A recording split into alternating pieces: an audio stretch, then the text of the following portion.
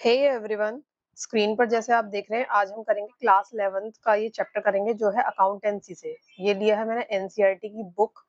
ये एनसीईआरटी का ऐप है और उससे मैंने ये पीडीएफ ली है वेबसाइट से। And introduction to accounting chapter का नाम है। इसमें हमें देखना क्या है, इसमें हम आज ये देखेंगे कि आपके ये यूपी पीजीटी हुआ, टीजीटी हुआ या डी ट्रिपल एस भी हुआ, उसके एस्पेक्ट से आपको ये चैप्टर किस तरीके से पढ़ना है। ठीक है, इसमें से क्या क्या कीवर्ड्स है, क्या क्या इंपॉर्टेंट चीजें इस चैप्टर पे हमें दी हुई, क्योंकि इन सब को पढ़ने के लिए यहाँ पर अगर आप यूजीसी नेट का भी एग्जाम दे रहे हैं ना, उसके लिए भी इंपॉर्टेंट पॉइंट्स इसमें मिलेंगे आपको। यूजीसी नेट के भी मिलने वाले, मैं बताऊंगी कौन सा पीवाईक्यू में क्या क्या पूछा जाता है। ठीक है, सबके पीवाईक्यू टाइप बताती रहूंगी साथ साथ। चलते हैं।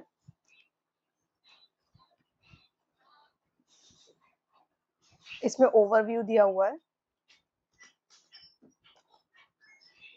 कि आपको क्या क्या इसमें पता होना चाहिए। हैं हाँ, over the centuries accounting has remind confined report. क्या होता है ओवर दी सेंचुरीज से हमें क्या पता है कि फाइनेंशियल रिकॉर्ड का कीपिंग करना है, यही फंक्शन ऑफ अकाउंट्स है। लेकिन अभी क्या है ना, अभी चेंजेस हो गए हैं। अभी क्या हो गया है कि accountants are now capable of working in exciting new growth फॉरेंस न्यू ग्रोथ। उसमें देखो एक फॉरेंसिक अकाउंटिंग भी नया जुड़ा है, जिसमें क्या होता है solving crime such as computer hacking and theft of large amount of money. मतलब ये सब चीजें भी ना अकाउंटिंग में आने लगी हैं। ई कॉमर्स हो गया, फाइनेंशियल प्लानिंग हो गया, एनवायरमेंटल अकाउंटिंग हो गया, ये सब भी अकाउंटिंग का ही पार्ट होने लगे, मतलब ब्रॉड हो रहा है दिस रियलाइजेशन। मतलब ये जो वर्ड्स है ना, फाइनेंशियल प्लानिंग, एनवायरमेंट अकाउंटिंग, तो ये आपको ये नाम आ सकते हैं क्योंकि एनसीईआरटी में दिए, तो ये आपके किसी भी टीचिंग एग्जाम और यूजीसी के लिए इंपॉर्टेंट हो जाते हैं। This realisation came due to the fact accounting is capable of providing the kind of information that managers and other interested person need in order to make better decision। this aspect of accounting आगे से पढ़ेंगे। मतलब इससे जो information मिलती है ना, financial planning, environment accounting and आपका ये फॉरेंसिक को अगर ये सब कंसिडर करा जाए तो आपके बेटर डिसीजन मेकिंग के लिए इंटरेस्टेड पर्सन को हेल्प मिलेगी। ठीक है, नेक्स्ट पेज पे आपको क्या देखना है, ग्रेजुअली एज्यूम, धीरे धीरे एज्यूम करते importance that is been raise the level of an information system. It collect, ये डेटा भी कलेक्ट कर रही है और कम्युनिकेट भी कर रही है इकोनॉमिक इंफॉर्मेशन को, ऑर्गेनाइजेशन की जो इंफॉर्मेशन है उससे क्या हो रहा है, उससे डिसीजन और एक्शंस में हेल्प हो रही है। अब ये चैप्टर आपको डील विद द नेचर, इसकी कोई इंपॉर्टेंट नहीं है, आगे बढ़ते हैं।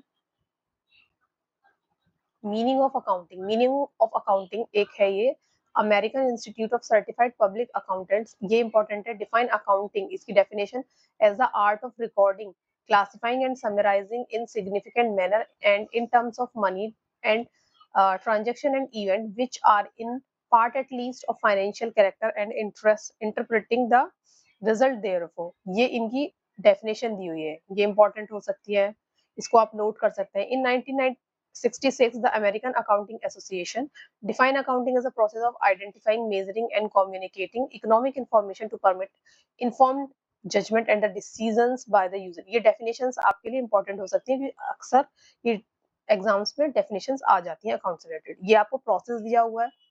देखिए पहले कोई ना कोई इकोनॉमिक इवेंट होगा, मतलब कोई ट्रांजेक्शन है उसका कलेक्शन को इवेंट कहते हैं, और थोड़ा डिटेल आग में है आगे कि इकोनॉमिक इवेंट किसको कहते हैं। कोई भी ट्रांजेक्शन हुई, कोई भी लेन देन हुआ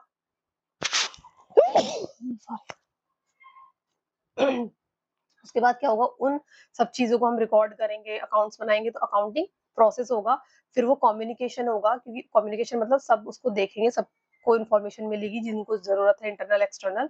एंड उसके बाद डिसीजन मेकर्स, डिसीजन मेकर्स जो इंटरनल है और एक्सटर्नल यूजर्स तक ये पहुंचेगी। ठीक है, फिर से इकोनॉमिक इवेंट्स होंगे, फिर प्रोसेस होगा, फिर कम्युनिकेट किया जाएगा, फिर डिसीजन मेकिंग होगी। तो यही प्रोसेस है।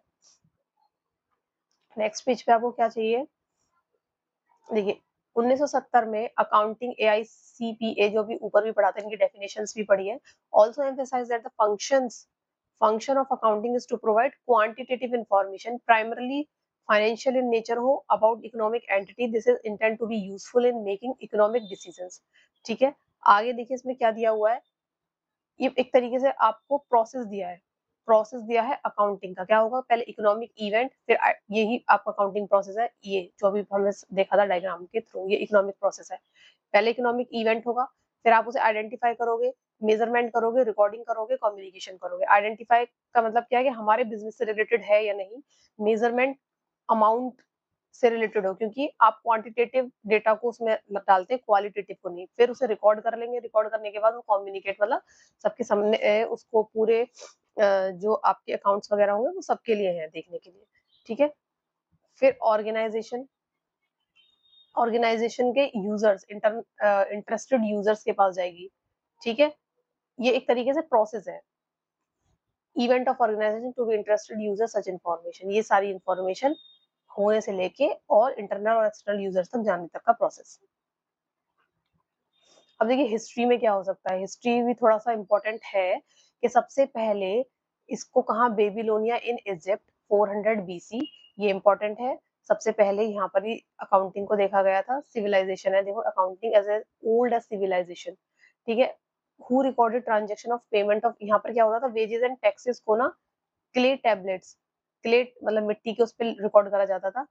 Evidence reveal Egyptian use some form of accounting for their treasuries, treasury खजाना, where gold and other valuable were keeped, ये हो गया। आगे बेबीलोनिया को क्या कहते हैं, Babylonia known as the city of commerce भी कहा जाता है। ग्रीस में क्या हुआ, ग्रीस में आया, फिर रोमन्स ने भी यूज किया। एंड आगे जो हमें date wise 700 to 400 AD, Roman use memorandum of day book, day book आप किसको कह रहे हैं, जर्नल को कहते हैं day book, where in receipt and payment को रिकॉर्ड करते थे, मतलब रोमन्स ने रिकॉर्ड करा, ठीक। उसके बाद चाइना में 200 BC में यूज हुआ अकाउंटिंग। और फिर इंडिया में कब आया, इंडिया में आया 23 सेंचुरीज एगो। कौटिल्य की एक बुक थी, कौटिल्य जो चंद्रगुप्त के दरबार में थे, उनकी एक बुक थी अर्थशास्त्र, उसमें एक चैप्टर या फिर आप कह सकते हैं उसमें डिफाइन किया गया था accounting records has to be maintain, कैसे रिकॉर्ड करने हैं, ठीक है। लेकिन जो मेनली अगर आपसे क्वेश्चन पूछा जाएगा कि डबल एंट्री सिस्टम के बारे में किसने बताया, कौन है उसके प्रोफाउंडर, तो आपको लूका पिकोलिया का इसका नाम ही लिखना है, ठीक है ना, लूका पेसोली, पेसोली। ये क्या थे, फ्रांस के थे, मर्चेंट थे, इन्होंने एक बुक लिखी थी, ये Summa de Arithmetica geometry proportion et proportionality, review of arithmetic and geometric proportion, मतलब इस लैंग्वेज ये इंग्लिश में कन्वर्ट करा, ये उनकी लैंग्वेज में होगा। इन वेनिस 1494 में, इस consider as the first book on the double entry book keeping, और पूरी बुक नहीं थी, एक पोर्शन था जिसमें इसके बारे में नॉलेज थोड़ी सी बताई गई थी, इस बुक के पोर्शन के बारे में, ठीक है। एंड इसमें जो वर्ड्स थे ये भी डेबिट एंड क्रेडिट इसी बुक में थे। डेबिट का मतलब Italian word डेबिटो, which means which comes from the Latin debita debio which means own, जिसकी प्रॉपर्टी है, own to the property। Credit आया था, इसी वर्ड यू हुआ था बुक में। इटालियन क्रेडियो comes from Latin credo means trust or belief in proprietor or owned by the, मतलब इसकी मीनिंग्स है ना। डेबिट क्रेडिट भी कहाँ से आया था, पिकोली की बुक में ही था, ये वर्ड्स थे ये, ठीक है। अब इन्होंने ही ये बताया था, पिकोलियर रोट और डबल एंट्री सिस्टम अगर किसने, तो इनका ही नाम आता है। All entries has to be double entries, if you make one creditor you must make some debtor भी होने चाहिए, है ना, दो साइड इफेक्ट होता है, ये चीजें आपको उसमें पता होनी चाहिए। आगे चलते हैं। अब देखिए वही पॉइंट आ गया कि प्रोसेस के बारे में जो बताया था उसमें इकोनॉमिक इवेंट, इकोनॉमिक इवेंट क्या है, event business organization involves economic events, and economic events is known as the happening of consequences to a business organization which consist of transaction and which are measurable in money terms। जो money मतलब transaction के बारे में बता रहे हैं कि जो ट्रांजेक्शन मनी टर्म में हो रही है और उसे हम मेजर कर सकते हैं, उसे हम इकोनॉमिक इवेंट कहते हैं। आगे देखिए, परचेज ऑफ मशीनरी, जैसे मशीनरी परचेज करी, फिर उसे इंस्टॉल कराया, फिर उसे कीप इट रेडी करने के लिए भी उसमें कुछ खर्चा हुआ। For manufacturing is an event which comprise number of financial transaction. अब देखिए क्या लिखा हुआ है, नंबर ऑफ फाइनेंशियल ट्रांजेक्शन, जो आपका इवेंट है वो क्या है, कलेक्शन ऑफ कह सकते हैं या फिर नंबर ऑफ फाइनेंशियल ट्रांजेक्शन दिया हुआ है, ये इसकी लैंग्वेज है बिल्कुल, ठीक है। कुछ फाइनेंशियल ट्रांजेक्शन्स होंगी, उसके कहीं पे ये भी दिया हुआ था कि फाइनेंशियल ट्रांजेक्शन्स का जो परिणाम होगा, जो फाइनल रिजल्ट होगा, उसे इवेंट कहते हैं। उससे क्या इफेक्ट हुआ, उसे इवेंट कहते हैं। यहाँ पे क्या, अब ये यहाँ पे भी इस तरीके कुछ है, मशीनरी परचेज करिए, इंस्टॉलिंग का खर्चा दिया है, कीप इट रेडी के लिए खर्चा गया है, तीन खर्चे एक साथ। 3 ट्रांजेक्शन है और 3 ट्रांजेक्शन एक ही काम के लिए हो रही है, तो ये इवेंट हो गया, ठीक है ना। अब आगे देखिए, बाइंग करी है मशीन की, ट्रांसपोर्टेशन है, साइट प्रिपरेशन है फॉर इंस्टॉलेशन, मशीन का एक्सपेंडिचर है इंस्टॉलेशन के, ट्रायल के, ठीक है। Thus the accounting defines bunch of transaction से क्या होता है, बंच ऑफ ट्रांजेक्शन क्या बनाता है, इकोनॉमिक इवेंट बनाता है, ठीक है। If an event involve transaction between an outsider and organisation और आउटसाइडर के बीच में होता है, तो क्या होगा, एक्सटर्नल इवेंट होंगे। और फिर एक्सटर्नल है तो इंटरनल भी होंगे, जो विद इन द ऑर्गेनाइजेशन हो रहे हैं वो इंटरनल इवेंट होंगे, जो यहाँ पर नेक्स्ट में दिया हुआ internal event occur entirely between the internal wing of enterprises, ठीक है। ये इंटरनल इवेंट, एक्सटर्नल इवेंट और इकोनॉमिक इवेंट क्या है, बंच ऑफ ट्रांजेक्शन, आप ये ध्यान रख सकते हैं, बंच ऑफ ट्रांजेक्शन ये इसके लिए इंपॉर्टेंट है, ठीक है। The following such as examples, ये तो एग्जांपल्स दिए हैं जो हमने अभी अंदर भी पढ़े हैं, इसमें यही इंपॉर्टेंट है। Identification, measurement, recording and communication. Identification है आपका ये रहा मेजरमेंट, फिर यहाँ पर है रिकॉर्डिंग, ठीक है। आइडेंटिफिकेशन पढ़ लेते हैं। It mean determining the transactions to record, identify event which are to be recorded, observing activities, selecting those activities are of, ऐसी उनको कंसिडर करता है जो फाइनेंशियल कैरेक्टर की है, ठीक है ना, जो पैसे से लेन देन के रिलेटेड है, रिलेटेड टू द ऑर्गेनाइजेशन, और ऑर्गेनाइजेशन से भी रिलेटेड होनी चाहिए और फाइनेंशियली भी रिलेटेड होनी चाहिए। दिस बिजनेस ट्रांजेक्शन, क्योंकि आप क्वालिटेटिव चीजों को रिकॉर्ड नहीं करते हो, जैसे आपके स्टाफ की ऑनेस्टी, पोलाइटनेस, काइंडनेस, ये सब रिकॉर्ड नहीं किया जाता, लेकिन उनको सैलरी पे करी है तो वो काइंड रिकॉर्ड करा जाता है, क्योंकि ये फाइनेंशियल नेचर है ना, फाइनेंशियल नेचर का है, और ये सब फाइनेंशियल नेचर नहीं है, तो फाइनेंशियल नेचर वाली चीजों को आपको कंसिडर करना है। Economic event therefore deciding whether it to be फिर रिकॉर्ड करना है या नहीं, ठीक है। For example value of human resource change in, इसमें ऐसा कुछ नहीं है, देखिए हाँ देखिए यही दिया हुआ, सैलरी है तो उसको रिकॉर्ड करेंगे, सेल परचेज है उसको रिकॉर्ड करेंगे। आगे चलते हैं। आइडेंटिफाई मतलब आइडेंटिफाई करना है फाइनेंशियल नेचर की चीजों को, मेजरमेंट फिर उसे मेजर करना है, कितने उसकी जो फाइनेंशियल नेचर का ये तो पता कर ले, लेकिन उसकी एग्जैक्ट वैल्यू क्या रिकॉर्ड करनी है। It means quantification of business transaction into financial term by using monetary unit, अब डॉलर में लिखना है, रुपीज में लिखना है, या किसी और करेंसी में लिखना है, ऐसा भी कुछ, ठीक है ना। If an event can not be quantify, अगर क्वांटिफाई आप नहीं कर पा रहे हैं तो उसको आप रिकॉर्डिंग के लिए कंसिडर ही नहीं करेंगे, उसको क्वांटिफाई कर पा रहे हैं तो मतलब मेजरमेंट कर पा रहे हैं, ठीक है। रिकॉर्डिंग क्या है, अब आपने आइडेंटिफाई कर लिया, मेजरमेंट कर लिया, अब मेजरमेंट करने के बाद आइडेंटिफाई और मेजरिंग के बाद उसको क्या करेंगे, अब बुक्स में रिकॉर्ड करेंगे, ठीक है। क्रोनोलॉजिकल ऑर्डर में, ये ध्यान रखना, ये पीवाईक्यू है, ये पीजीटी का पीवाईक्यू है, क्रोनोलॉजिकल ऑर्डर में रिकॉर्ड करते हैं। मैनर, आगे इसमें इस लाइन में कुछ नहीं है, आगे कम्युनिकेशन में देख लेते हैं, जो आपके लिए इंपॉर्टेंट है वही वही चीजें मैं आपको बता रही हूँ अंडरलाइन करके। कम्युनिकेशन क्या है, इकोनॉमिक इवेंट अब आइडेंटिफाई हो गए, मेजर हो गए, रिकॉर्ड हो गए, तो अब in order to pretend information is generated, अब उसको इन्फॉर्मेशन जनरेट किया जाएगा और कम्युनिकेट किया जाएगा, मतलब सबके लिए ओपन होगा, कोई भी उस चीजों को देख सकता है, आपके मैनेजर वगैरह। certain form for to management and other internal external user, the information is regularly communicated through accounting reports, आपके जैसे प्रॉफिट एंड लॉस हो गया, बैलेंस शीट हो गया, these reports provided information that are useful to a variety of user who have an interested in assessing the financial performance and the position of an enterprise। और किस किस को होगा, भाई क्रेडिटर को होगा, जो हमें पैसे देने वाला है, बैंक को होगा, लोन देना है या नहीं देना, शेयर होल्डर को हो सकता है ना, ये सब लोग एक्सटर्नल वाले हो गए। और आपका सप्लायर, कि इनके पास पैसे भी है या नहीं, मैं माल सप्लाई करने से पहले उधार दे दूं और पैसे वापस नहीं आए, तो रिपोर्ट्स आपकी डेली, वीकली, मंथली, क्वार्टरली कैसी भी हो सकती हैं। And an important element in the communication, ये इंपॉर्टेंट है, process is the accountants ability and efficiency in presenting the relevant information, ठीक है, अकाउंटेंट के लिए है ये। नेक्स्ट, ऑर्गेनाइजेशन वर्ड, इसमें क्या कहता है प्रोसेस में, organisation refer to a business enterprises whether the profit वाली है या नॉन प्रॉफिट ऑर्गेनाइजेशन है, एनपीओ है या नहीं है, कौन क्या मोटिव है, डिपेंडिंग अपॉन द साइज क्या है, लेवल क्या है, एंड सोल प्रोपराइटर है, पार्टनर है, कॉर्पोरेटिव है, कंपनी है, म्युनिसिपल है, एनी अदर, इसमें ऐसा कुछ खास है नहीं, ठीक है। आगे चलते हैं। इंटरेस्टेड यूजर मैंने अभी आपको बताया, वैसे इसके हिसाब से बता देती हूँ। देखिए, आपके इंटरनल यूजर हो सकते हैं, ये इंपॉर्टेंट है, इंटरनल यूजर में कौन आएगा, ठीक है ना। Chief executive, financial officer, vice president, आपके plant manager, store manager, supervisor हो गया, ये हो गया। अब एक्सटर्नल यूजर में कौन आएंगे, शेयर होल्डर है, आपके डिवेंचर होल्डर है, एंड टैक्स अथॉरिटीज है, क्योंकि टैक्स भी तो कैलकुलेट करना है। रेगुलेटरी एजेंसीज है, डिपार्टमेंट ऑफ कंपनी है, रजिस्ट्रार है, SEBI security exchange board of India है, लेबर यूनियन है, ट्रेड, ये सब लोग रिलेट करते हैं थोड़ा बाहर से। तो एक्सटर्नल यूजर हो गए, ठीक है। इसमें आपके लिए इंपॉर्टेंट है जो मैंने अंडरलाइन कर दिया, इंटरनल यूजर और एक्सटर्नल यूजर। आगे देखिए इसमें क्या लिखा हुआ है, वाई डू द यूजर्स, ये जो यूजर है इंटरनल और एक्सटर्नल, इनको इन्फॉर्मेशन क्यों चाहिए। अब ओनर और शेयर होल्डर है, इनको इन्फॉर्मेशन क्यों चाहिए। इनको चाहिए कि हम इन्वेस्ट कर रहे हैं तो रिटर्न मिलेगा या नहीं मिलेगा, इसलिए चाहिए। डायरेक्टर और मैनेजर है, उनको चाहिए कि वो जो खुद कर रहे हैं, जो अगर उन्होंने अपनी देखिए स्ट्रेंथ और वीकनेस तो देखेंगे, और जो उन्होंने पॉलिसीज अप्लाई करें उससे उन्हें प्रॉफिट हुआ नुकसान हुआ वो सब उन्हें जानना होता है, ठीक। नेक्स्ट पेज पे चलते हैं।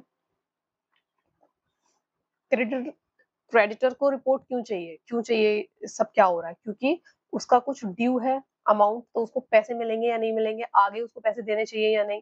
प्रोस्पेक्टिव इन्वेस्टर जो भविष्य में इन्वेस्ट कर सकता है, जो ढूंढ रहा है इन्वेस्ट करने के लिए, तो वो रिपोर्ट तो देखेगा ही ना कि ये फायदे में है या नुकसान में है, या कितना रिटर्न दे रही है, तो मुझे करना चाहिए या नहीं करना चाहिए। आपकी गवर्नमेंट एंड रेगुलेटरी एजेंसीज हो गई, रजिस्ट्रार ऑफ कंपनी हो गया क्योंकि इनको टैक्स कैलकुलेट करना है, ठीक है। कस्टम डिपार्टमेंट है, ये गवर्नमेंट अथॉरिटीज की सारी चीजें आ गई, इनको क्योंकि जरूरत पड़ती है आपको पता चल गया। अब as a source, accounting as a source of information, source of information है, अकाउंटिंग है, क्योंकि उसमें सारी प्रॉफिट एंड लॉस और सब कुछ इंफॉर्मेशन दी हुई है, इंटरलिंकिंग एक्टिविटीज, आइडेंटिफिकेशन है, और एंड किससे हो रहा है, फाइनेंशियल। स्टार्टिंग हो रही है आइडेंटिफिकेशन से अकाउंटिंग की, और एंड हो रहा है ये प्रिपरेशन ऑफ फाइनेंशियल स्टेटमेंट, आपका पीएनएल और बैलेंस शीट वगैरह हो गया। Every step in the process accounting generating information, generation of information is not an end, it is a mean to facilitate and dissemination of information among different user group. Such information enable the interested parties to take appropriate decision making के लिए। therefore dissemination of information, देना, dissemination है बांटना या सबको information फैलाना, सबको देना, is an essential function of accounting to be useful the accounting information should be ensured। अब accounting information कैसी होनी चाहिए, जो इंफॉर्मेशन प्रोवाइड कर रही हो इकोनॉमिक डिसीजंस के लिए, serve the user, financial statement provide information, predict कर सके हम उस इंफॉर्मेशन को देख के इवेल्युएट कर सके, जजिंग मैनेजमेंट की एबिलिटी, प्रोवाइडिंग फैक्चुअल और interpretative information bye disclosing underlying assumption on matter subject to interpretation, evaluation, prediction और estimation, provide information on activities affecting the society, को अगर अफेक्ट कर रही है तो वो ये सारी इंफॉर्मेशन उसमें होनी चाहिए। नेक्स्ट देखिए, सबसे पहले आ गया आपका टेस्ट योर अंडरस्टैंडिंग। ये अगर आपको समझ में आ रहा है चैप्टर पढ़ने के बाद, आई होप कि जो मैंने पढ़ाया है उसके बाद अगर आप पहली बार पढ़ रहे हैं, तो आपको दोबारा रीड करने की जरूरत पड़ेगी, ठीक है। अगर आप इसे पहले भी पढ़ चुके हैं तो आपको ये इसको करने में कोई दिक्कत खास आएगी नहीं, आप चीजों को समझ जाएंगे। अब देखिए क्या है, information in financial report is based on, किस पर बेस्ड होनी चाहिए, इकोनॉमिक, इसका आंसर है इकोनॉमिक ट्रांजेक्शन्स, है ना, जो मनी से रिलेटेड है, फाइनेंशियल से रिलेटेड है। इंटरनल यूजर्स क्या होते हैं, इंटरनल यूजर कौन हो सकते हैं, मैनेजर हो सकता है, सीईओ हो सकता है ना, सीईओ हो सकता है, ये सब चीजें आप इसमें डाल सकते हैं। A dash would most like use an entities financial report to determine whether or not the business entity is eligible for loan, loan के लिए एलिजिबल है या नहीं। बैंक हो सकता है, क्रेडिटर हो सकते हैं, जो हमें पैसे देते हैं वो हमारे क्रेडिटर होते हैं। अब ये सब चीजें भी टर्म्स भी पढ़ेंगे क्रेडिटर वगैरह वाली। क्रेडिटर कौन होते हैं, जो हमें पैसे देंगे भविष्य में या फिर दे रखे हैं जिसने। The internet has assisted in decreasing the dash in issuing, internet से क्या क्या फायदा हुआ, इन इशूइंग फाइनेंशियल रिपोर्टर तो यूजर्स तक जल्दी पहुंच जाती है ना। तो ये हो जाएगा time gap, decreasing the time gap, time gap. Dash users are the group outside, external user हो सकते हैं, एक्सटर्नल आ सकता है यहाँ पे, क्योंकि आउटसाइड लिख गया है तो यहाँ पर external. Information is said to be relevant, relevant होगी कब, जब वो हमें वो मिलेगी, होगी free from bias, free from bias, पक्षपात ना हो, स्पष्ट हो, क्लियर हो, बिल्कुल चीजें सब ट्रू हो। The process of accounting start with, किससे स्टार्ट होती है, आइडेंटिफिकेशन से, ये तो कई बार अभी भी पढ़ लिया। और एंड किससे होती है, फाइनेंशियल स्टेटमेंट से या कम्युनिकेशन से, कम्युनिकेटिंग इंफॉर्मेशन से, communicating information. Accounting measure the business transaction in the terms of monetary units, monetary में चाहिए ना, मनी टर्म्स में। Identified and measured economic event should be recorded in chronological, मैंने आपको बताया था ये इंपॉर्टेंट है, क्रोनोलॉजिकल। ठीक है, अभी चलते हैं नेक्स्ट पेज पर।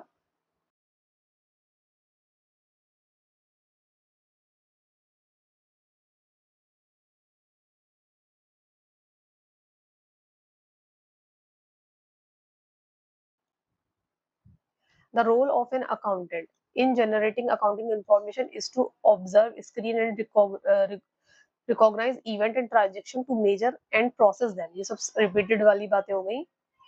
अब देखिए इसमें जो नई बातें आ रही, नाम क्या है, फाइनेंशियल अकाउंटिंग, कॉस्ट अकाउंटिंग और मैनेजमेंट अकाउंटिंग। ये तीनों ही आपके यूपी पीजीटी के अकाउंट्स के पार्ट्स में ये सिलेबस है तीनों, मतलब ये तीनों भी अकाउंटिंग का पार्ट है और इसके लिए भी अकाउंटेंट काम करता है। आगे देखिए इसके बारे में कुछ कुछ दिया हुआ है। फाइनेंशियल अकाउंटिंग क्या करता है, assist keeping a systematic record of financial transaction, the preparation and the presentation of financial report in order to arrive at a measure of organizational success and financial soundness। ठीक है, उसको major करते हैं कि success है या नहीं, कितना सक्सेस है या साउंडनेस है या नहीं, मतलब ठीक है या नहीं। It relates to the past period, serve the stewardship function and is monetary in nature. It is primarily concerned with the provision of financial information to all stakeholders। अब कॉस्ट में क्या करेंगे, assist in analysing and expenditure, हम कितना expenditure कर रहे हैं, cost क्या आ रही है मैन्युफैक्चरिंग की, सर्विसेज की, उसको ये देखता है। आगे उससे फिर क्या होगा, हम प्राइस फिक्स करेंगे, भी एक्सपेंडिचर देखेंगे उस हिसाब से, तो ना प्राइस फिक्स करेंगे किसी चीज का जो हम बना रहे हैं। It also develop in controlling cost, को कंट्रोल करेगा and provide necessary costing information to the management for decision making. अब मैनेजमेंट अकाउंटिंग क्या करता है, देखिए थर्ड है ये management accounting. Management accounting deal with provision of necessary accounting information to people within within the organization to enable them in decision making, planning, controlling business operation के। ठीक है, डिसीजन मेकिंग का ज्यादातर आप ध्यान रखेंगे, decision making. Management accounting draw the relevant information mainly from financial accounting and cost accounting which help the management in budgeting के लिए काम करेगा, taking pricing decision में help करेगा, capital expenditure decision so on। it generate other information quantitative and qualitative, financial and non financial, which relates to the future and relevant for decision making in the organization। Such information क्या कर सकते हैं, क्या include है इस information में जो management accounting हमें देने वाली है, sale forecast, cash flow, purchase requirement, manpower need, environmental data. ठीक है, क्या इफेक्ट है लैंड, नेचुरल रिसोर्सेज वगैरह पे, ये सब। As a result the scope of accounting has become a vast हो चुका है। कौन कौन से तीन नाम पढ़े हमने, financial accounting, cost accounting, management accounting, ये ध्यान रखना है। now like human resources, social accounting, response accounting have also gained, मतलब इनका भी प्रोमिनेंस बढ़ रहा है धीरे धीरे, है ना, इनका भी बढ़ रहा है। ये तो है ही, इनसे आगे भी ये सब चीजें भी बढ़ रही है। नेक्स्ट पेज पर चलते हैं। Qualitative characteristic of accounting information, ये आपकी मेन तीन है कि आप किसी रिपोर्ट को तब अंडरस्टैंड कर पाएंगे जब वो रिलायबल होगी, रिलेवेंस होगी और कंपेरेटिबल होगी, कंपेरेटिबिलिटी उसकी होगी। अभी आगे इसका एक चार्ट भी है, उसमें और अच्छे से समझ में आएगा। और कहीं पर दिए चारों दिए हैं तो इन चारों को इंक्लूड करेंगे, लेकिन अभी एनसीईआरटी में ना एक क्वेश्चन भी आगे मैं दिखाऊंगी, उसमें सिर्फ इन तीन को इंक्लूड करा गया है। रिलायबल क्या है, जब किसी चीज पर आप विश्वास कर सके। Must be able to depend हो सके, इस इंफॉर्मेशन को बेस मान के चल सके जो अकाउंटेंट ने दी है। Degree of corresponding between what the information convey about the transaction or event that occurred, measured and displayed। A reliable information should be free from error। Reliable का क्या मतलब है कि उसमें कोई त्रुटि नहीं है, गलती नहीं है, कोई बायसनेस नहीं है, कोई अकाउंटेंट ने जानबूझ के कोई वैल्यूज को ऊपर नीचे नहीं किया है। फेथफुल, विश्वास है। Represent what it mean to be represent, जो रिप्रेजेंट करना चाहिए वही रिप्रेजेंट किया है। To ensure reliability the information disclose must be credible, verifiable by independent parties, मतलब वेरीफाई कर सकते हैं आप, ऐसी इंफॉर्मेशन, सारी इंफॉर्मेशन रिलायबल होती है। Use the same method of measuring, और दोनों का सेम मेथड है जहां से आप वेरीफाई कर रहे हैं। बी न्यूट्रल एंड फेथफुल, ठीक है, रिलायबल। ये मैनेजमेंट उसके बारे में बताया जो भी हमने पढ़ा था, फाइनेंशियल अकाउंटिंग, कॉस्ट अकाउंटिंग और मैनेजमेंट अकाउंटिंग, वही चीजें हैं कुछ कुछ, हाँ वही है। ठीक है ना। थोड़ा सा फाइनेंशियल अकाउंटिंग का देख लेते हैं, इसमें कुछ अलग लग रहा है मुझे। ये प्रॉफिट अर्न और लॉस को रिकॉर्ड करेगा, फाइनेंशियल पोजीशन बताएगा, फाइनेंशियल इंफॉर्मेशन देगा, है ना। ये फाइनेंशियल अकाउंटिंग के भी पार्ट है। बाकी इन दोनों में वही चीजें हैं जो ऊपर दी हुई है। अब देखिए नेक्स्ट पॉइंट, अभी हमने पढ़ा रिलायबिलिटी, अब पढ़ेंगे हम रिलेवेंस। रिलेवेंस में क्या है, रिलेवेंट हो, information must be available in time, must help in prediction and feedback must influence the decision making। मतलब अगर हमें 25-26 में हम 24-25 की इंफॉर्मेशन लेंगे ना, या फिर 23-25 की लेंगे, ये ज्यादा रिलेवेंट है इसके लिए, क्योंकि इसके बेसिस पे हम अपनी सेल्स वगैरह को प्रिडिक्शन कर सकते हैं। ये भी इंपॉर्टेंट है, पर कंपैरिजन में करें तो ये ज्यादा रिलेवेंट है ना। इस तरीके से रिलेवेंट होनी चाहिए। Helping them from prediction about outcome of the past, present और फ्यूचर, कंफर्मिंग और correcting there past evaluation. Understandability क्या होती है कि कोई उस इंफॉर्मेशन को देख के समझ पाए और डिसीजन मेकिंग अपनी अच्छे से कर पाए। Information in the same sense में समझे जिस सेंस में हमने दिखा रहे हैं। Prepared and conveyed the qualities that distinguish between goods and bad communication is message are fundamental. मतलब बैड और गुड में कितना डिफरेंस होता है कि गुड वो है जो जिस सेंस में हमने डेटा लिखा है वो सेम सेंस में समझ रहा है, और बैड क्या है, लिखा कुछ और है समझ कुछ और है, डिफरेंट सेंस क्रिएट हो रहे हैं। ठीक है, ये आपके अंडरस्टैंडेबिलिटी के बारे में। अब ये देखिए क्वालिटेटिव कैरेक्टरिस्टिक का चार्ट दिया है। क्या है, qualitative characteristic of accounting information आपके डिसीजन मेकर्स के लिए कैसी हो, अंडरस्टैंडेबिलिटी हो। अंडरस्टैंडेबिलिटी कब होगी, अंडरस्टैंडेबिलिटी होती है जब डिसीजन यूजफुलनेस होती है। यूजफुल रहता है कब, जब डेटा हो रिलेवेंस, रिलायबल, और नीचे नीचे दिया है ये रहा कंपैटिबिलिटी, मतलब कंपेयर कर सके आप। कंपेयर का मतलब क्या है कि आपने सेम मेथड यूज करे हो, और लास्ट ईयर आपने कितना डेप्रिसिएशन लगाया था, इस ईयर कितना डेप्रिसिएशन लगाया है, इस ईयर कितनी वैल्यू आई है स्टॉक की बची हुई, और तो इसको कंपेयर कर सकते हो, और आपने सेम मेथड से इनको कैलकुलेट किया हो। ठीक है, तो रिलेवेंस क्या है, डिटेक्टिव वैल्यू हो, फीडबैक हो और टाइमलीनेस हो, समय पर मिले कोई चीज। रिलायबल क्या है, जो जिसे हम वेरीफाई कर सके। न्यूट्रल हो, बायसनेस ना हो। न्यूट्रल का मतलब क्या हो सकता है, बायसनेस ना हो, ज्यादा अच्छा भी ना दिखाया हो ज्यादा बुरा भी ना दिखाया हो फाइनेंशियल पोजीशन को। न्यूट्रल हो, बिल्कुल जैसा है वैसा। और फेथफुलनेस, जिसपे आप विश्वास कर सके। ठीक है, नेक्स्ट पेज पर चलते हैं। अब आ गया कंपैरेबिलिटी। कंपैरेटिबिलिटी में क्या है, comparability it is not sufficient financial सिर्फ रिलेवेंट और रिलायबल हो इतना ही जरूरी नहीं है, वो कंपैरेटिबल भी होनी चाहिए इन particular circumstances, but it is equally important that the users of the journal financial report are able to compare the various aspect of an entity over the different period। जो मैंने अभी अभी आपको बताया कि डेप्रिसिएशन वगैरह सेम मेथड, अलग अलग मेथड से चार्ज करते हैं लेकिन सेम मेथड से हो।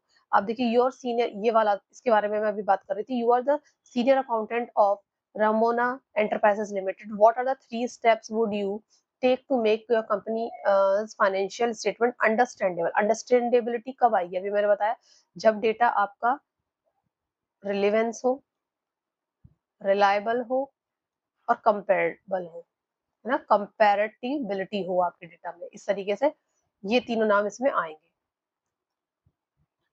ऑब्जेक्टिव क्या है अकाउंटिंग के, ऑब्जेक्टिव क्या है, एक्सटर्नल यूजर के काम आए, प्रॉफिट एंड लॉस बताए। ठीक है ना, फाइनेंशियल स्टेटमेंट या फाइनेंशियल पोजीशन सही दिखाए, एक्सटर्नल और इंटरनल दोनों यूजर्स को इन्फॉर्मेशन मिले, नेसेसरी इन्फॉर्मेशन मिले। ये सब इसके ऑब्जेक्टिव हैं जो इसमें दिए हुए हैं। आगे चलते हैं। Maintenance of recording of business transaction. Maintenance के accounting is use for the maintenance systematic, और सिस्टमेटिक भी है और क्रोनोलॉजिकल। क्रोनोलॉजिकल को हमेशा ध्यान रखना, ये पीवाईक्यू में आया हुआ है, रिपीट भी हो सकता है।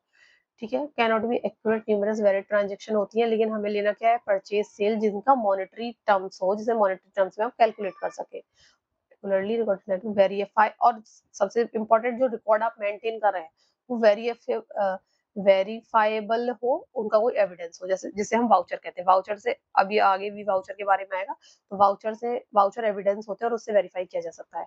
और क्या ऑब्जेक्टिव है, आप प्रॉफिट एंड लॉस कैलकुलेट कर सकते हैं। अकाउंट, ये जो सब काम हो रहे हैं अकाउंटिंग के, किस लिए हो रहे हैं, प्रॉफिट एंड लॉस कैलकुलेट करने के लिए हो रहे हैं। इसमें और कुछ ऐसा है नहीं अभी, आगे चलते हैं। डिपिक्शन ऑफ फाइनेंस, अकाउंटेंसी क्या करती है, डिपिक्शन ऑफ फाइनेंशियल पोजीशन को दर्शाती है। फाइनेंशियल पोजीशन जैसे कि कितने एसेट्स हैं, क्या लायबिलिटीज है ना, ये बैलेंस शीट पोजीशन स्टेटमेंट बताती है। Providing accounting information to its users. Users कौन है? इंटरनल यूजर है, एक्सटर्नल यूजर है, जिसके बारे में हम पहले भी पढ़ चुके हैं। देखिए, इंटरनल यूजर, एक्सटर्नल यूजर, ये हम पहले पढ़ चुके हैं। देखिए, अब यूजर्स के नाम बताने हैं। विच स्टेक होल्डर्स ग्रुप, मतलब मैं यूजर्स लिख देती हूँ यहाँ पर, कौन से है? इंटरनल है, एक्सटर्नल है, इंटरनल में कौन है, एक्सटर्नल में कौन है। The VAT and the other tax liabilities of the firm, इस ये कौन जानेगा? ये आपकी टैक्स अथॉरिटीज जानेगी ना, टैक्स अथॉरिटीज आप यहाँ पर लिख सकते हैं, ये एक्सटर्नल है। The potential for the pay award and the bonus, bonus मिलेगा किसको? एम्प्लॉय को मिलेगा ना बोनस, है ना। अंदर के है, इंटरनल है, तो मैनेजमेंट देखेगा इन चीजों को। द एथिकल और environmental activities of the firm, अब इसको कौन देखेगा? जो ये शायद इस बुक में हमने नहीं पढ़ा है, लेकिन एथिकल और एनवायरमेंटल एक्टिविटीज ये आपके सोसाइटी या सोशल से हम मान सकते हैं। तो ये सोशल रेस्पॉन्सिबिलिटी ग्रुप है, ये social responsibility group. Whether the firm has a long future, long term future है, यानी कौन सोचेगा? जो पैसे देगा, है ना। लेंडर कह सकते हैं, क्रेडिटर कह सकते हैं। Profitability and share performance, profit कितना हो रहा है, ये कौन देखेगा? सप्लायर भी देखेगा, जो एनसीईआरटी ने कहा है, सप्लायर भी देखेगा और क्रेडिटर भी देखेगा। ठीक। The ability of the firm to carry on providing a service और प्रोड्यूसिंग, प्रोडक्ट कौन देगा? प्रोडक्ट देखेगा कंज्यूमर, या फिर आप कह सकते हैं कस्टमर। ठीक है, ये हो सकता है। Role of accounting, role of accounting next page पे क्या क्या दे रखा है? टेस्ट आ गया, तो रोल ऑफ अकाउंटिंग का पैराग्राफ है, उसे पढ़ लेते हैं। रोल ऑफ अकाउंटिंग क्या है? Role of accounting has been changing, ये फर्स्ट पेज पे भी पढ़ा था, है ना, थोड़ा बढ़ गया है। पहले क्या क्या है इसमें? मेजरमेंट है, क्लासिफिकेशन है, समराइजिंग है, and reduce those data into report and, फिर जो डेटा सारा समराइज करा है उसको और छोटा करना है, उसको रिपोर्ट एंड स्टेटमेंट की फॉर्म में दिखाना है, जिससे हमें अपनी फाइनेंशियल कंडीशन कंपनी की पता चलेगी। ठीक है। It also perform the service activity by providing quantitative financial information that help the user in the various way collect and communicate. However, accounting information related to the past transaction and in qualitative and financial in nature, it does not provide qualitative and non-financial information. Qualitative information नहीं देता है, quantitative information देता है accounting, ये ध्यान रखिएगा। Limitation of accounting must be keep in view while making use of accounting information. ठीक है, लिमिटेशन क्या है? क्योंकि वो क्वांटिटेटिव चीजें दे नहीं रहा, तो ये भी तो एक लिमिटेशन है। एम्प्लॉय मतलब कस्टमर या सप्लायर्स का बिहेवियर, वो सब हम रिकॉर्ड नहीं करते हैं। नेक्स्ट देखिए, कुछ क्वेश्चन से कर लेते हैं। Which of the following is not a business transaction, business transaction नहीं है। बाउट फर्नीचर फॉर बिजनेस, तो ये बिजनेस के लिए है। Paid for salaries of employ, अब आप एम्प्लॉय की सैलरी दी है तो वो बिजनेस में काम करते हैं, उनका भी है। Paid son fee from her personal bank account, यहाँ कहीं भी सन की फीस दी है और पर्सनल बैंक अकाउंट लिखा है, कहीं भी बिजनेस का कोई कंसर्न यहाँ नहीं दिखाया गया, तो यही इसका करेक्ट आंसर है। Paid son fee from the business, अब ये सन की ही फीस करी है लेकिन बिजनेस से करी है, तो इसको हम कहते हैं जब बिजनेस से आप पर्सनल काम के लिए पैसे लेते हैं तो वो ड्रॉइंग्स होता है ना। ये सब चीजें हम आगे पढ़ेंगे अगर आप न्यू है, अदरवाइज आपको समझ आ गया होगा।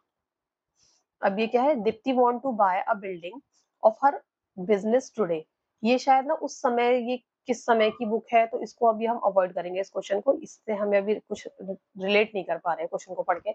विच is the last step of accounting as a process of information, अभी हमने पढ़ा था क्या होता है, कम्युनिकेशन पढ़ा था। पहले आइडेंटिफाई, फिर मेजरमेंट करा था, और फिर उसको रिकॉर्ड किया था, फिर कम्युनिकेट किया था। ठीक है, तो इसके लिए लास्ट क्या हो जाएगा? Communication. Which qualitative characteristic of accounting information is reflected when accounting information is clearly presented? Understandability, understandability कब होगी? जब ये तीनों आइटम्स होंगे, है ना। when account clearly represent है, इस वर्ड्स को ध्यान, clearly represent understandability को दर्शाती है। use of common unit of measurement and common format of report, common है सारी चीज, तो हम कंपेयर करेंगे, कॉमन है तो कंपेयर करना इजी रहेगा, तो इसके लिए फिफ्थ हो गया आपका। ठीक है, नेक्स्ट पर चलते हैं। ये हो गया, और फिर से इसमें different role of basic accounting. Accounting क्या है? एक लैंग्वेज है जो इंटरनल यूजर और एक्सटर्नल यूजर से कंपनी के बारे में बात करती है, हिस्टोरिकल रिकॉर्ड है देती है, इकोनॉमिक रियलिटी बताती है, इंफॉर्मेशन सिस्टम है, इंफॉर्मेशन बताती है सारी, as a commodity. Specialized information is view as a service which is in demand in society, like तरीके से कॉमोडिटी भी है, क्योंकि इस सर्विस को पब्लिक भी डिमांड करती है कि कोई कितना प्रॉफिट अर्न कर रहा है या लॉस में चल रही है कौन सी company, with accountants being willing to and capable of doing it. Accountant इन सब के लिए काबिल होना चाहिए। अब देखिए बेसिक टर्म्स इन अकाउंटिंग, अगर आप अकाउंटिंग के लिए न्यू है, क्लास 11 के ही स्टूडेंट है, क्लास 11 के ही स्टूडेंट हैं अगर, तो आपको ये वर्ड्स जानने की बहुत जरूरत है, अदरवाइज तो आपको पता होगा, लेकिन फिर भी एक रिवीजन करा देते हैं। एंटिटी क्या है? बिजनेस ऑर्गेनाइजेशन है। अगर एक सोल प्रोप्राइटर भी है, उसने एक दुकान अपनी खोली है, तो ये दुकान जो है या उसका जो ये एंटिटी है, और ये जो सोल प्रोप्राइटर है, जो ओनर है, ये व्यक्ति अलग है। एंटिटी का मतलब होता है कि पर्सन जिन्होंने वो बिजनेस खोला हुआ है, या पार्टनर्स है या शेयर होल्डर्स है, और जो बिजनेस है वो अलग अलग है, उसके और उन दोनों के अकाउंट्स अलग अलग बनते हैं। Entity means a reality that are definite individual expensive business entity mean a specifically identifiable business enterprise like Super Bazaar, Hire Jeweler, ITC and accounting system always devised for a specific business entity also called accounting entity। मैंने इसमें ऐसा कुछ खास नहीं आया, लेकिन मैंने बता दूं आपको एंटिटी का क्या मतलब है, कि जो बिजनेस है ना वो एक अलग एंटिटी है, ये ध्यान रखना है आपको। पर्सन, उसके जो पार्टनर है, जो उसका ओनर है, उससे अलग एंटिटी है अकाउंट्स की। ठीक। ट्रांजेक्शन क्या है? ट्रांजेक्शन अभी हमने पीछे पढ़ा था, जो भी मॉनेटरी टर्म है आप मेजर कर सकते हैं वो ट्रांजेक्शन है। As event involving some value between two or more entities, it can be purchase हो सकता है, receipt of money, payment to creditor, incurring expenses, it can be cash or credit, दोनों तरह की ट्रांजेक्शन हो सकती है, लेकिन मॉनेटरी टर्म्स में हो, है ना, मॉनेटरी टर्म्स में हो वो ट्रांजेक्शन होती है। एसेट्स क्या है? Assets are economic resources, assets हमारे बिजनेस के लिए इकोनॉमिक रिसोर्सेज हैं, यूज करते हैं उसे हम। Assets are item valued used by business in its operation में यूज कर रहे हैं, मतलब जो भी एक्टिविटी कर रहे हैं। फॉर एग्जांपल सुपर बाजार के पास फ्लीट ऑफ ट्रक होगा सामान इधर उधर ले जाने के लिए, driving by its for delivering food या स्टफ को डिलीवर करने के लिए। It will be shown in on the asset side of the balance sheet of super Bazar. Assets can be broadly classified into two type, current and non current. Current कह सकते हैं, fixed कह सकते हैं, फिक्टिशियस कह सकते हैं। ये तीन टाइप के आपके अकाउंट्स होते हैं, अकाउंट्स नहीं एसेट्स होते हैं। ठीक है, और बैलेंस शीट क्या होती है यही मैं बता देती हूँ। बैलेंस शीट इस तरीके से होती है, इधर आपकी लाइबिलिटी होती है, लाइबिलिटीज आती हैं, और इधर आपके एसेट्स आते हैं जिनको ना मालूम हो उनके लिए। ठीक, नेक्स्ट अकाउंटिंग, इसको थोड़ा एसेट्स के बारे में है ये। हाँ, एसेट्स देखिए, एसेट्स हमारे एसेट्स है। एसेट्स कौन से होते हैं? नॉन करंट होते हैं, करंट होते हैं। नॉन करंट में क्या आता है? फिक्स्ड एसेट्स आते हैं, नॉन करंट इन्वेस्टमेंट है, डिफर्ड टैक्स एसेट्स है, लॉन्ग टर्म लोन है, एडवांसेस है, और अदर और भी चीजें हो सकती है। करंट में क्या आता है? Current investment, inventories, trade receivable, cash and equivalent. Cash and equivalent मतलब बैंक अकाउंट भी हो सकता है, शॉर्ट टर्म लोन हो गया, और अदर, ये सब चीजें आपकी आती है। अब देखिए फिक्स्ड एसेट्स में क्या आता है? Tangible assets, intangible, work in progress, और इंटेंजिबल एसेट्स अंडर डेवलपमेंट। ये सारी ये आपकी क्लासिफिकेशन ऑफ एसेट्स है, और इसलिए भी ये बताया क्योंकि एनसीईआरटी और एनसीईआरटी के सेम टू सेम वर्ड्स आपके पीजीटी और यूजीसी के एग्जाम्स में सेम टू सेम रखे हुए आते हैं। ठीक है, अब इसे वापस वैसा ही कर देते हैं, क्योंकि नहीं तो सारी बुक ऐसी हो जाएगी टीडीपी की। हाँ, इसको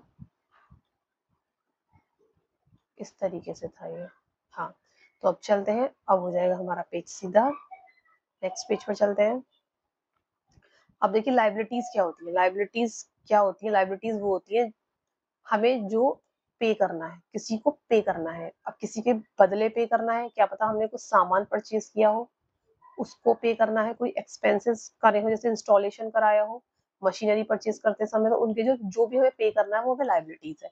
लाइबिलिटीज आर ऑब्लिगेशन और debt that are enterprises has to pay at some time, कभी भी फ्यूचर में, चाहे इसी साल या अगले महीने या अगले साल, पे जरूर करनी है उनको हम। और जो उनको हमें पे करना है उन्हें हम क्रेडिटर्स कहते हैं। Both small and big businesses find it necessary to borrow money, हमें उधार लेना ही पड़ता है, चाहे स्मॉल बिजनेस हो या लार्ज बिजनेस हो, एट वन टाइम और दी अदर। या फिर परचेज, हम पैसे नहीं ले रहे तो क्या करेंगे? उधार लेना पड़ सकता है हमें, है ना, ये सब। तो ये हमारी लाइबिलिटीज बन जाती है। अब आगे देखिए लाइबिलिटीज क्या है, मैं का भी एक चार्ट दिया हुआ है। लाइबिलिटीज भी आपकी कैसी होती है? नॉन करंट होती है और करंट होती है। करंट आप मान सकते हैं जिनका टेन्योर लेस देन 12 मंथ्स हो, 12 मंथ्स हो, और आपका जो बिजनेस साइकिल पीरियड होता है विच एवर इज लेस, इस तरीके से होता है। ऑपरेटिंग साइकिल कह सकते हैं। ऑपरेटिंग साइकिल मतलब कि कितने टाइम में आपका सामान बिक जाता है और साइकिल पूरा हो जाता है, पैसे आ जाते हैं बिकने के बाद। और नॉन करंट क्या होती है? नॉन करंट में आप लॉन्ग लॉन्ग टर्म कह सकते हैं उन्हें। लॉन्ग टर्म बोरोइंग हो गई, उधार हो गया लॉन्ग टर्म का जो साल भर से ज्यादा का होगा। डिफर्ड टैक्स लाइबिलिटी हो गई। Other long term liability, long term provision, और करंट में आएगा short term trade, current liabilities, short term provision, सारी चीजें शॉर्ट टर्म वाली आएंगी करंट लाइबिलिटीज में। Distinction between current and non-current item. Current assets और liabilities are involved in operating cycle. Operating cycle क्या होता है? मैंने अभी बताया आपको कि आपने एक commodity produce करी, उसको बेचा और उसके पैसे आ गए, तो ये साइकिल आपका। और फिर से आपने सामान खरीद लिया, उस पैसे को यूज कर लिया, फिर से आपने सामान खरीद लिया और प्रॉफिट भी हटा लिया, प्रॉफिट भी बचा लिया, तो ये साइकिल ऑपरेटिंग साइकिल है। अब ये कभी कभी क्या होता है ना, लेस देन 12 मंथ भी होता है और मोर देन 12 मंथ भी हो सकता है। ठीक है, तो ऐसे ही नॉन करंट में आता है ऑपरेटिंग साइकिल। अगर लिखा है करंट एसेट्स और liabilities are realise settled within 12 month, 12 महीने के अंदर, तो भी वो करंट में ही आएगा। Current item are primarily for trading के लिए होते हैं, सेल परचेज जो हम कर रहे हैं उससे रिलेटेड आपकी करंट एसेट्स और करंट लायबिलिटीज होती है। करंट आइटम आर कैश और कैश इक्विवेलेंट, मतलब जल्दी से कैश में कन्वर्ट आप कर सकते हैं। लिक्विडिटी होती है उनकी, क्या होती है? लिक्विडिटी हाई होती है करंट एसेट्स या करंट लायबिलिटीज की। ठीक है, कैपिटल क्या है? कैपिटल वो अमाउंट है जिसको इन्वेस्ट करा है ओनर ने। मानिए मैंने अपनी कोई एक शॉप ही खोली है, बुक्स की शॉप खोली है, और उसमें मैंने जो सामान लिया है वो 50,000 का सामान लिया है, लाइटिंग वगैरह कराई है, कुछ सामान फर्नीचर लगवाया, टोटल मेरे 1 लाख रुपए खर्च हो गए, तो ये मैंने अपनी कैपिटल इन्वेस्ट करी है, ये कहते हैं। जो मैंने अपनी बुक्स, मानिए कोई मैंने अपनी बुक खोली है बुक.com करके, अगर मैंने ये अपनी शॉप खोली है, तो ये बुक.com में मैंने कितनी कैपिटल इन्वेस्ट करी है? अभी मैंने बताया मैंने 1 लाख कैपिटल इन्वेस्ट करी है, तो ये जो मैंने पैसा लगाया है वो कैपिटल है। ठीक है ना, उसे हम कैपिटल कहते हैं जो ओनर पैसा लगाता है। इट मे बी बाउट, उधार भी हो सकती है और अपने भी पैसे हो सकते हैं, किसी से हमने उधार होकर भी लगाई हो सकती है। और कैपिटल को हम कहाँ दिखाते हैं? Liability side of balance sheet. Balance sheet फिर से बता देती हूँ, बैलेंस शीट हमारी इस तरीके से बनती है, ऊपर बैलेंस शीट लिखते हैं, ईयर का नाम लिखते हैं एज ऑन 31 मार्च 2025, इस तरीके से, और लाइबिलिटीज इधर आती है। हाँ, इधर एसेट्स आते हैं। नेक्स्ट, सेल्स क्या है? जो भी सामान हमने बनाया, जो कॉमोडिटी हमने प्रोड्यूस करी, उसको बेचा, है, तो उसको सेल कहते हैं। ठीक है, टोटल रिवेन्यू भी कहते हैं उसको, revenue from goods and services sold. जो भी हम गुड्स बना रहे हैं या सर्विस प्रोवाइड कर रहे हैं, उससे जो हमें पैसे मिले वो हमारा टोटल रिवेन्यू है, और टोटल रिवेन्यू को सेल भी कहते हैं, ध्यान रखिएगा। सेल्स में भी कैश भी हो सकती है और क्रेडिट भी हो सकती है। रिवेन्यू क्या है? रिवेन्यू भी जो आया, सेल्स और रेवेन्यू में क्या फर्क है? रेवेन्यू है आया, लेकिन सेल से अलग से भी जो पैसा आ रहा है वो revenue. These are the amount of business earn by selling its product और प्रोवाइडिंग सर्विस टू कस्टमर, उसे सेल रेवेन्यू कहते हैं। ठीक है ना, सेल्स रेवेन्यू से कहते हैं जो सेल्स से आपको मिला है। लेकिन अदर टाइप ऑफ रेवेन्यू भी होते हैं, जैसे कि आपने कोई कमीशन मिली है, इंटरेस्ट मिला है, कोई डिविडेंड, आपने कहीं पैसे इन्वेस्ट कर रखे थे, वहां शेयर होल्डर हैं आप कहीं और के, तो आपको डिविडेंड मिला है, वो भी रेवेन्यू है। कहीं से आप बुक बेचते हैं, आपने बुक्स का रेवेन्यू रॉयल्टी लिया है, तो वो रॉयल्टी भी आपकी रेवेन्यू है। रेंट मिला है, rent receive, revenue is also called income. Revenue को आप इनकम भी कह सकते हैं। और इनकम, अगर आपसे पूछे कि सेल्स अकाउंट कैसा होता है, क्रेडिट कहेंगे। नॉर्मली कोई पूछे क्रेडिट, रेवेन्यू इनकम का क्रेडिट, एक्सपेंसेस का डेबिट, है ना, ये अकाउंट्स भी आपको पता होना चाहिए। अब एक्सपेंसेस क्या है? एक्सपेंसेस वो होते हैं जो आप सामान, यही वाला जो प्रोड्यूस कर रहे हैं बेचने के लिए, उसमें जो आपने खर्च करा है उसे एक्सपेंस कहते हैं। मतलब बेच के जो आपको प्रॉफिट मिला है ना, तो ये प्रॉफिट कमाने के लिए आपने क्या एक्सपेंसेस किए हैं, क्या खर्चा किया है, वो एक्सपेंसेस है। Cost incurred by business in the process of earning revenue, कुछ जो कमा रहे हैं ना, वो कमाने के लिए हमने जो खर्च करा है वो एक्सपेंडिचर है। ठीक है, expenses are measured by the cost of assets consumed for service during a accounting period. एक अकाउंटिंग पीरियड में जो ये कंजप्शन हुआ है उसे एक्सपेंस कहते हैं। The usually item of expenses किसे कहते हैं? जैसे डेप्रिसिएशन लग गया मशीन पे, हमने रेंट पे दिया, बिल्डिंग किराए पे ले रखी थी, लेबर की wages the, salary the, interest the, cost of heat use करी है, अगर लाइट यूज करी है, पानी यूज करा है, टेलीफोन था हमारी कंपनी में, तो ये सब हमने टेलीफोन कर करके भी सामान ले आओ, सामान भिजवा दो, वहां आ गया सामान, वहां पहुंच गया सामान, इसलिए हमने फोन का यूज करा सबको बताने के लिए। तो वो कमाने के लिए कर रहे थे ना, तो जो कमाने के लिए करा है वो सब एक्सपेंस है। अब एक्सपेंडिचर क्या है? एक्सपेंडिचर क्या है? एक्सपेंडिंग मनी और incurring a liability for some benefit, services और property received is called expenditure. Purchase of goods, purchase of machinery, purchase of furniture, ये सब एक्सपेंडिचर है। Benefit is exhausted if the benefit, अगर कोई खर्चा हमने करा उसका बेनिफिट हमें उसी साल मिल गया तो उसको तो हम एक्सपेंस कहते हैं। लेकिन अगर उस मोर देन ईयर है, उसका फायदा मोर देन ईयर हो रहा है तो उसको हम कैपिटल एक्सपेंडिचर कहते हैं। जैसे पीवाई का पीवाईक्यू का एक क्वेश्चन बताती हूँ, पीजीटी का है, उसमें पूछा था कि एक हॉल है, सिनेमा हॉल, उन्होंने सीट बढ़वाई है ना, पहले उनके यहाँ 1000, पहले यहाँ उनके यहाँ 100 सीट थी सिनेमा हॉल में, अभी उन्होंने उनको 200 सीट कर दिया। तो ये कैसा एक्सपेंडिचर है? ये कैपिटल एक्सपेंडिचर है, जो सिर्फ इसी साल फायदा नहीं देगा। इसी साल आप 100 सीट बढ़ाई है आपने, तो इसी साल फायदा नहीं उठाओगे, फ्यूचर में भी फायदा उठाओगे। तो ये कैपिटल एक्सपेंडिचर, और ये पीवाईक्यू मैंने आपको बताया है, तो इसीलिए ये पढ़ने इंपॉर्टेंट है, इनकी एक एक लाइन से जो इंपॉर्टेंट है वो मैं आपको बता रही हूँ। तो एक्सपेंस और कैपिटल एक्सपेंडिचर में क्या फर्क है आपको पता चला होगा। प्रॉफिट क्या है?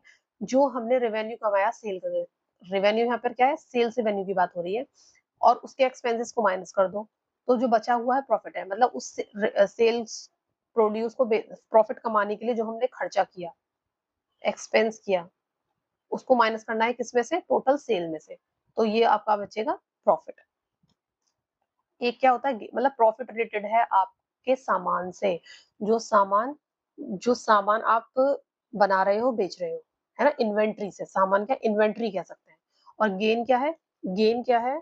गेन वो है जो फिक्स एसेट्स को बेच दिया आपने, कोई कोर्ट केस चल रहा था वहां से कोई पैसे मिले आपको, appreciation of value of an assets, कोई आपकी बिल्डिंग थी, है ना, बिल्डिंग थी 1 लाख की थी, अभी रेट बढ़ गए तो वो 1.5 लाख की हो गई है, तो ये आपका प्रॉफिट नहीं है, ये गेन है ना। तो प्रॉफिट और गेन में डिफरेंस पता होना चाहिए, क्योंकि प्रॉफिट होगा आपका इन्वेंट्री से, ये ध्यान रखिएगा। इन्वेंट्रीज को जो आपने सेल करा है, इन्वेंट्री आपकी गुड्स है या सर्विसेज है या जो भी है। नेक्स्ट, लॉस क्या है? आपने सेल जो करा, एक्सपेंस ज्यादा हो गए लेकिन उतना रेवेन्यू नहीं कमा पाए, तो वो लॉस हो गया, ठीक है ना। It decrease owners equity. Profit जो होता है, प्रॉफिट होगा तो कैपिटल में प्लस करा जाएगा, लॉस होगा तो कैपिटल में से माइनस करा जाएगा, ठीक है। डिस्काउंट क्या है? डिस्काउंट, ये तो सबको ही पता होगा कि आप शॉप पे गए, किसी ने 1000 की कोई चीज बताई, आपने कहा नहीं भैया हम तो 800 ही देंगे, तो 200 का क्या हो गया? डिस्काउंट हो गया, ये डिस्काउंट है, ठीक है। डिस्काउंट आपके दो तरीके के होते हैं, कैश डिस्काउंट होता है और ट्रेड डिस्काउंट होता है। ट्रेड डिस्काउंट आप बुक्स पे रिकॉर्ड नहीं करते, कैश डिस्काउंट आप बुक्स पे रिकॉर्ड करते हैं। ट्रेड डिस्काउंट क्या है? ट्रेड डिस्काउंट है, आपको किसी ने 1000 रुपए का सामान बताया, आपने कहा नहीं भैया हम तो 900 रुपए देंगे, तो उसने वहीं के वहीं 100 रुपए दे दिए का डिस्काउंट दे दिया, वो ट्रेड डिस्काउंट है। लेकिन आपने 900 रुपए का जो सामान खरीदा था वो उधार खरीदा, क्रेडिट पे खरीदा, और आप उसने, जो सेलर है, आपको टाइम हो गया लिए हुए और सेलर को पैसों की जरूरत पड़ी, तो सेलर ने कहा अरे भैया आपके पास 900 रुपए, देखो अगर आप मुझे 15 दिन में ही पैसे दे दोगे तो 800 रुपए दे देना, बस 900 की जरूरत नहीं है, मैं आपको 100 का डिस्काउंट दे दूंगा। तो ये जो पैसे लेने के लिए उसने डिस्काउंट दिया है, ये आपका कैश डिस्काउंट है, जिसे हम बुक्स में रिकॉर्ड करते हैं। वाउचर, वाउचर आपके, इनवॉइस भी आपका वाउचर होता है ना, इनवॉइस भी आपका वाउचर होता है। इसमें 3 नाम होते हैं, कैश मेमो भी है, देखिए कैश में, जब कैश में सेल करी है तो कैश मेमो हो गया, 1 मिनट, हाँ। और एक होता है आपका, जो आप बैंक जाते हैं तो बैंक में आपको पर्ची जो दी जाती है, काउंटर फॉइल कहते हैं उसे, तो वो भी आपका वाउचर होता है। तो ये 3 नाम आपको ध्यान रखने हैं, कैश मेमो, इनवॉइस और काउंटर फॉइल, ठीक है। वाउचर एक तरीके से एविडेंस है सपोर्ट करने के लिए कि ट्रांजैक्शन हुई है, मतलब आपको बिल मिलता है ना, पर्ची मिलती है, उसे ही आप इनवॉइस कह सकते हैं, रिसिप्ट। 3 नाम याद रखने हैं, invoice, cash memo, counter foil. मतलब जब आप बैंक जाते हैं और पर्ची भर के पैसे जमा करते हैं तो आपको एक वो पर्ची बदले में भी देते हैं, स्टैंप लगा के, है ना, वो पर्ची आप घर ले जाते हो, और जब आपको दिखता है कि हाँ अकाउंट में पैसे क्रेडिट होते हैं, तो हो गए हैं, तो उसे फेंक देते हो। अगर नहीं आए अकाउंट में पैसे तो पर्ची लेके फिर जाते हो कि भैया देखो मैं पर्ची पैसे जमा करके गया था, अभी तक मेरे अकाउंट में नहीं हुआ, इसलिए वो पर्ची एक एविडेंस देते हैं आपको, कि जिससे कि आप बाद में आके पूछ सके। गुड्स क्या है? गुड्स है इन्वेंट्री। अगर मेरा फर्नीचर का बिजनेस है तो मेरे लिए फर्नीचर इन्वेंट्री है। अगर मेरा क्लॉथ्स का बिजनेस है तो मेरे लिए क्लॉथ इन्वेंट्री है, गुड्स है। अगर मैं फैन बेचती हूँ, मेरा फैन का शॉप है, कूलर का शॉप है, तो कूलर मेरे लिए इन्वेंट्री है, या फिर कह सकते हैं गुड्स है। ठीक है, जो सामान में हम डील कर रहे हैं, परचेज कर रहे हैं, सेल कर रहे हैं, वो। अब जैसे कि स्टेशनरी की दुकान है तो इरेजर, पेंसिल, ये सब मेरे लिए क्या है, इन्वेंट्री है, गुड्स है। अब ड्राइंग क्या है, ड्राइंग मैंने अभी बताया था, विड्रॉल ऑफ मनी, ओनर ने विड्रॉ करा है अपने पर्सनल यूज के लिए, और कहाँ से, बिजनेस से पैसे लिए हैं। मतलब अगर ओनर ने 1 लाख रुपए अपने बिजनेस में लगाए थे, अब उसे जरूरत पड़ी किसी भी काम के लिए, पर्सनली हमें नहीं मतलब उससे कि उसने क्या किया, उसने उसमें से 10,000 रुपए निकाल लिए, तो उसे हम ड्रॉइंग्स में डेबिट कर देंगे, drawings account debit to capital. ठीक है, कैपिटल से कब कर देते हैं उसके पैसे को। परचेज क्या है, परचेज हम उसे कहते हैं जो हमने अमाउंट अपने खरीदा है कोई सामान ना। Purchase are total amount of goods procured by a business on credit, उधार लिया है या कैश में लिया है, और उसे हम सेल के लिए यूज करने वाले हैं उस सामान को, तो वो हमारे लिए क्या है, परचेज है। रॉ मटेरियल हो सकता है, कुछ भी इन्वेंट्री के लिए हमने किया है तो वो परचेज है। स्टॉक क्या है, स्टॉक फिर से वही हमारी इन्वेंट्री है। स्टॉक बचा हुआ कितना है, स्टार्टिंग में कितना था, ये सब हम, आपका एक होता है स्टॉक इन हैंड अभी कितना है, क्लोजिंग स्टॉक साल के अंत में जब आपने अकाउंट्स बनाए तब कितना अकाउंट्स था, फिर साल, नई साल शुरू हुई तो उसी क्लोजिंग स्टॉक को आप ओपनिंग स्टॉक कह देते हैं। सेमी फिनिश्ड गुड्स हो गए, ओपनिंग स्टॉक हो गया, अभी मैंने बताया ये सब चीजें वर्ड्स यूज होते हैं, मतलब है ना, ये आपको जब आप आगे भी पढ़ेंगे तो ये वर्ड इसलिए बताए जा रहे हैं क्योंकि वर्ड बार बार यूज होते हैं। अब डेटर्स क्या है, डेटर्स हमारे लिए होते हैं एसेट्स, और एसेट्स का अकाउंट हमेशा होता है डेबिट। ठीक है, ये क्वेश्चन अगर पूछा जाए कि डेटर्स का अकाउंट डेबिट होता है कि क्रेडिट होता है, तो डेबिट बताएंगे। क्रेडिटर क्या है, लाइबिलिटी, और लाइबिलिटीज का अकाउंट हमेशा होता है क्रेडिट, ये आपको ध्यान रखना है। तो डेटर क्या है, डेटर हमारे एसेट्स है, मतलब जिनसे हमें फ्यूचर में पैसे मिलने वाले हैं, जिनसे हमने उधार, हमारा एक बिजनेस था, एक व्यक्ति आया ए, और उसको मानिए मेरी बुक्स की शॉप है, मैंने उसे 10 बुक्स दे दी और उसको क्रेडिट पर लेके गया, उसने मुझे पैसे नहीं दिए और वो बाद में देने वाला, उसने कहा कि मैं जनवरी में दूंगा, तो ये ए क्या हो जाएगा, मेरे लिए डेटर हो जाएगा, है ना, इससे हमें पैसे आने हैं। और क्रेडिटर कौन है, जिसको हमें पैसे पे करने हैं, हमने इससे सामान खरीदा था या कुछ भी किया है तो पैसे खरीदे हैं, पैसे देने हैं उसको, तो वो हमारे लायबिलिटी है। अब देखिए ये क्वेश्चन, जो हमें सारे टर्म्स पढ़े ना अभी अकाउंटिंग की, वो यहाँ पर क्लियर होंगे। Mister Sunrise started a business for buying and selling of stationery, stationery क्या है, इन्वेंट्री, इन्वेंट्री है क्योंकि इसी का बाइंग एंड सेलिंग का बिजनेस करने वाले, इन्वेंट्री कह सकते हैं, स्टॉक कह सकते हैं, गुड्स कह सकते हैं, है ना। विद 5 लाख, 5 लाख से स्टार्ट किया है विद एज इनिशियल इन्वेस्टमेंट, तो 5 लाख हमारी क्या हो गई, कैपिटल हो गई, यहाँ पूछा है कि नहीं, what is the amount of capital, capital पूछिए, 5 लाख हो गई, है ना। What are the fixed assets, fixed assets का नाम अभी नहीं आया, of which he paid 1 lakh for furniture, तो फर्नीचर ये रहा, 2 lakh for buying stationery item, तो यहाँ आएगा 1 लाख। फर्नीचर होता है हमारा फिक्स्ड एसेट्स, क्योंकि फर्नीचर बहुत साल चलने वाला है और दूसरा उसका हम सेल परचेज भी नहीं करने वाले, तो वो हमारे लिए फिक्स्ड एसेट्स है। What is the value of goods purchase, goods मैंने बताया, स्टेशनरी हमारा क्या, इन्वेंट्री है, स्टॉक है, गुड्स है, तो गुड्स कितना परचेज करा उसने, ये देखिए 2 lakh for buying stationery item, तो 2 लाख का उसने इन्हें परचेज करा है। आगे, who is the creditor and state the amount payable, creditor कौन होता है, जिसको हमें पे करना है, जिसको हमें पे करना है। आगे क्या है, he employed a salesperson and clerk at the end of the month paid 5,000 as their salary, ये तो सैलरी हो गई, तो एक्सपेंस है हमारा। Out of stationery bought he sold some stationery for 1.5 lakh for cash and some other stationery 1 lakh on credit, credit पर क्या करा है, अभी लिखा था सेल करा है, हमने किसी को सेल करा है, उधार दे दिया है, तो पैसे तो फ्यूचर में आने हैं, तो ये हमारे लिए क्या है, डेटर है। टू मिस्टर रवि, तो ये हमारे लिए क्या है, डेटर है, क्योंकि इससे पैसे आएंगे। He bought stationery item of 1.5 lakh from mister Peace, mister Peace से लिए हैं in the first week of month there was a fire accident, he lost 3,000 net worth of stationery, a part of machinery which cost 40,000 what sold for 45,000। अब इसमें पूछा है हमसे who is the creditor and state the amount payable to him. अब देखिए mister Peace से हमने 1.5 लाख का सामान लिया है और यहाँ कहीं नहीं लिखा गया कैश में लिया है, तो इसको हम क्रेडिट मानेंगे। तो क्रेडिटर कौन है, मिस्टर पीस, और कितना अमाउंट, 1,50,000। ठीक है, व्हाट आर एक्सपेंसेस, खर्चा क्या है, खर्च क्या करा है, तो इसमें लॉस कोई दे रखा है, बस हम लॉस को ही देखेंगे। लॉस क्या है 30,000। ठीक है, अब क्या है गेन, क्या है गेन वो होता, प्रॉफिट वो होता है जो हमने इन्वेंट्री से कमाया होता, गेन अलग चीजों से है।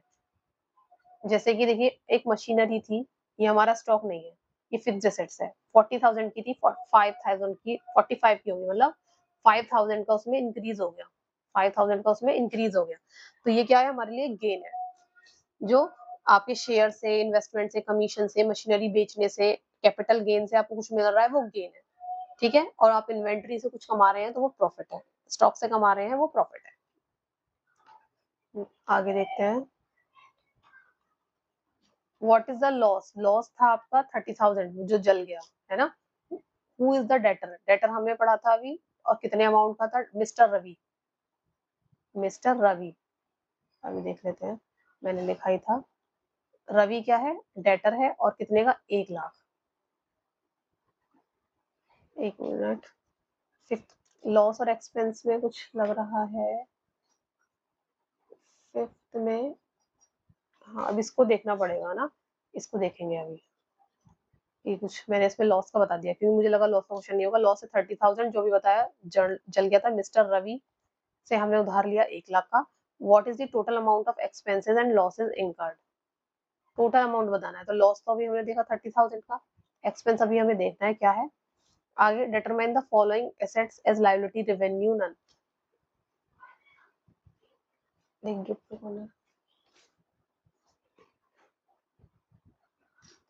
ठीक है। तो ये हमारी जो सेल्स होती है, डेटर क्या है एसेट्स है, क्रेडिटर क्या है लाइबिलिटी है, सैलरी है एक्सपेंस है। हाँ सैलरी दी थी मैनेजर को 5,000 की, तो वो एक्सपेंस था हमारा, 5,000 की सैलरी दी थी तो 5,000। डिस्काउंट है डेटर्स को, ये डिस्काउंट, डिस्काउंट टू डेटर है, ये दिया था तो ये एक्सपेंस होगा। ड्रॉइंग एक्सपेंस है और कैपिटल से माइनस होगी। ठीक है, तो ये 5,000 निकल गया, मैं ये भूल गई थी क्योंकि सैलरी का दे रखा था। हाँ इसमें हो गया, बस थोड़ा सा बचा है, मैं एक बार दिखा देती हूँ कहाँ थी सैलरी। ये रही 5,000, सेल्स पर्सन एंड क्लर्क को, ये रही सैलरी 5,000, ये हमारा खर्चा था। आगे चलते हैं और इसमें क्या इम्पोर्टेंट है वो दिखा देती हूँ। ये वाला, ये इम्पोर्टेंट है कि आपको ये बताना है कि मशीनरी क्या है। मशीनरी आपकी नॉन करंट है, नॉन करंट फिक्स्ड एसेट्स है। सन्ड्री क्रेडिटर क्या है, करंट लाइबिलिटीज है। कैश एंड बैंक क्या है, करंट एसेट्स है। गुडविल फिक्स्ड एसेट्स है। बिल्स पेबल, पे करना है आपको, करंट एसेट्स है। लैंड एंड बिल्डिंग आपकी फिक्स्ड एसेट्स है या फिर नॉन करंट कह सकते हैं। Furniture non current, computer software non current, motor vehicle non current, inventory current, investment non current. Loan लिया है आपने बैंक का, क्लियर नहीं है तो हम नॉन करंट मानेंगे। सन्ड्री डेटर्स हैं आपके, तो ये एसेट्स हैं। सन्ड्री का क्या मतलब होता है, कलेक्शन ऑफ डेटर, बहुत सारे डेटर, ए है, बी है, सी है, डी है, तो आप सबका नाम अलग अलग ना लिख के सन्ड्री डेटर्स में अमाउंट लिख देते हैं। एयर कंडीशनर है, अगर आप इसी का काम कर रहे होते तो आपके लिए करंट एसेट्स होता, नहीं तो वो नॉन करंट एसेट्स है। लूज टूल्स आपके करंट एसेट्स में आते हैं, ये ध्यान रखना। ये हो गया चैप्टर खत्म, इसमें सिर्फ हमें यही पढ़ना था, 1 घंटा लगा, पूरे चैप्टर का रिवीजन हो गया। अगर आपने पहली बार ये चैप्टर का पढ़ा है तो इसको दोबारा जरूर पढ़िएगा, एनसीईआरटी से, ऐप से, कहीं से भी आप डाउनलोड कर सकते हैं, गूगल से। मेरा चैनल ज्वाइन करना ना भूलें, टेलीग्राम पे इसकी पीडीएफ मिल जाएगी। अगर आपको कहीं से नहीं मिल रहा है तो टेलीग्राम पे मिलेगी इसकी पीडीएफ, और मेरा चैनल का नाम है कॉमर्स स्ट्रीम एक्स, वहीं पर आपको ये पीडीएफ मिलेगी। Thank you.